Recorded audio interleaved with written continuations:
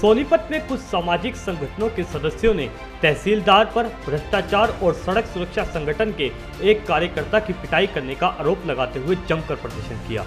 प्रदर्शन के दौरान सामाजिक संगठनों के कार्यकर्ताओं ने तहसीलदार का पुतला भी फूंका। सामाजिक संगठनों के कार्यकर्ताओं ने तहसीलदार के खिलाफ नारेबाजी करते हुए उन पर रजिस्ट्रियों में भ्रष्टाचार का आरोप लगाते हुए तबादला करने के साथ एफआईआर दर्ज करने की भी मांग की। ये तहसील में व्याप्त जो भ्रष्टाचार है उसके खिलाफ तथा एक जो जनता के लिए सड़क सुरक्षा संगठन के लोग हैं जो बिना सैलरी के काम कर रहे हैं, जब उन्होंने तहसीलदार के ड्राइवर को ये कहा तुमने बेल्ट नहीं डाल रखी, बेल्ट डालिए, तो तहसीलदार ने उसको बुलवाकर उसे उत्पीड़ित किया, उसे मारा पीटा, गालियां दी। उसके विरोध में पुतला फूंक रहे हैं। और बात एक और बता दूं मैं आपको, ये वही तहसीलदार है जिसके संबंध शराब माफिया भूपिंदर से हैं। ये शुरू से ही विवादित और संदिग्ध रहा है तहसीलदार। इसकी शिकायत किसी को दी है? बिल्कुल, इसकी शिकायत हमने कल भी दी है। इससे पहले लगातार ज्ञापन दे रहे हैं, लगातार संजय भाई धरने पर बैठे हैं और हमारी ये मांग है इस तहसीलदार के खिलाफ तुरंत एफआईआर दर्ज हो और यहाँ से इसका तबादला हो ताकि निष्पक्ष जांच हो सके। सोनीपत जो तहसीलदार है विकास, सोनीपत तहसील में भ्रष्टाचार चरम सीमा पर है। चाहे रजिस्ट्री हो या इंतकाल चढ़ाए जा, उन सबके पैसे लिए जा रहे हैं। और अनप्रूव कॉलोनी जो कृषि भूमि है वहाँ पे जम के रजिस्ट्री हुई है, पैसे लेके 200 रुपये से 250 रुपये गज के हिसाब से। हम 18 तारीख से धरने पे बैठे हुए हैं। हमारी मांग है अगर इन दोषी अधिकारियों के खिलाफ इसके खिलाफ कार्रवाई हो। और एक बात और, इसका तबादला हुए 4-5 महीने हो लिए और अभी तक इसको रिलीव नहीं किया गया। हमारी मांग है अगर भाई उस भ्रष्ट अधिकारी को किस कारण बचाया जा रहा है। दूसरा, जो कल एक साथी था जो फ्री में अपनी सेवा देश के लिए दे रहा रोड पे खड़ा होके, उसके साथ बर्बरतापूर्ण कार्य कराया इन्होंने, कार्यालय में बुला के उसके साथ मार पिटाई की है। ऐसे दोषी अधिकारी को, ये जनता के हित के सुरक्षा के लिए है। अगर ये जनता की सुरक्षा करने वाले ये अधिकारी, शिकायत किसी को दी है? कल हमने सीटीएम साहब को जिला उपायुक्त महोदय के नाम से ज्ञापन दिया है। सबूत के तौर पे हमने अपने जो डॉक्यूमेंट्स भी दे दिए हैं। और एक साथी हमारा जो भीतर था सड़क संगठन, उसका जो अध्यक्ष था, वो भी साथ में खड़े थे, उनके सामने हाथापाई करी है, डंडा मारा गया है। ऐसे पुतला क्यों फूका?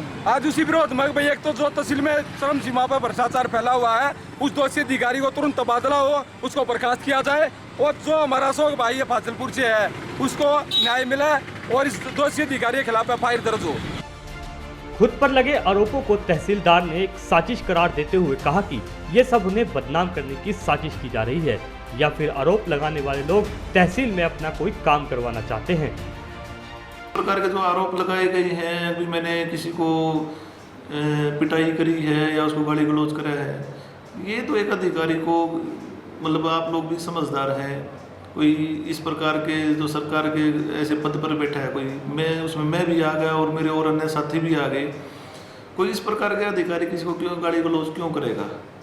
ये जो सारे के सारे जो आरोप लगाए जा रहे हैं, इसके पीछे कोई ना कोई किसी न किसी प्रकार का कोई, मेरे को तो षड्यंत्र लग रहा है मेरे को बदनाम करने का। हो सकता है भी इसमें कुछ ऐसे लोगों का कोई स्वार्थ सिद्ध होता हो भी, जो इस तहसील कार्यालय से कोई अपना इस प्रकार का जो कार्य करवाना चाहते हो, या फिर उनका कोई और स्वार्थ सिद्ध होता होगा इस प्रकार के कोई आरोप लगा के। समाजसेवी संगठनों की ओर से इस बारे में डीसी और एसपी को शिकायत दिए जाने को लेकर जब डीसी श्यामलाल पुनिया और एसपी जशनदीप रंधावा से बात की तो उन्होंने कहा कि फिलहाल मामले की जांच की जा रही है। जांच में जो भी तथ्य सामने आएगा उसके आधार पर आगे की कार्रवाई कर दी जाएगी। ज्ञापन कल एक हमें प्राप्त भी हुआ इस बारे में कि कल कुछ ऐसे किसी के साथ मारपीट का, आज मैंने न्यूज़ भी देखी है, तो डीआरओ को मैंने उसके मार्क कर दी इंक्वायरी। जो भी एक सप्ताह में जो रिपोर्ट मुझे मिलती है आपके साथ, पुलिस को भी शिकायत मेरे को मिल गई है, तो उसमें जो भी कार्रवाई आगे बनती है पुलिस का एसपी साहब बताते हैं कि जो हमारे जो प्रशासनिक कार्रवाई जो बनती है उसके लिए हमने ऑलरेडी डीआरओ साहब को नोटिस दिया।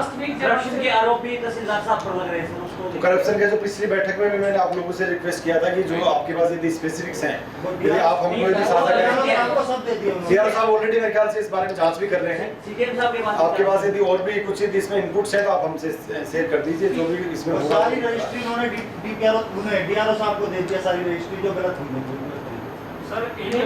डीआरओ साहब को गलत रजिस्ट्री देने की बात नहीं है, उसमें जो रजिस्ट्री हमसे जो डीटीपी ऑफिस ने मांगी थी कुछ रजिस्ट्री की पिछले 6 महीने की जो भी डिटेल्स, उसको देने की बात थी, तो उसमें उनको कुछ कंफ्यूजन था। एक आमने सामने बैठा के डीटीपी और डीआरओ के साथ मैंने बैठक करके उसको सॉर्ट आउट करा दिया। उनको जो लिस्ट जो उनको देखनी थी, सारी रजिस्ट्री जो कॉपी उन्होंने डीटीपी ऑफिस में आके सारी दे दी। उनमें यदि उसको कुछ इरेगुलरिटी नजर आती है, यदि वो सामने आती है, तो जिसके खिलाफ कार्रवाई बनती है वो की जाएगी। हमारे पास भी एक कंप्लेंट प्राप्त हुई है जिसके ऊपर हमने एक डीडी एंट्री करके और उसकी जांच आरंभ की है और उसकी एक कॉपी सर के ऑफिस में भी फॉर एक्शन हमने फॉरवर्ड की है और आगे जांच में जो आएगा उस हिसाब से आगे कार्रवाई की जाएगी।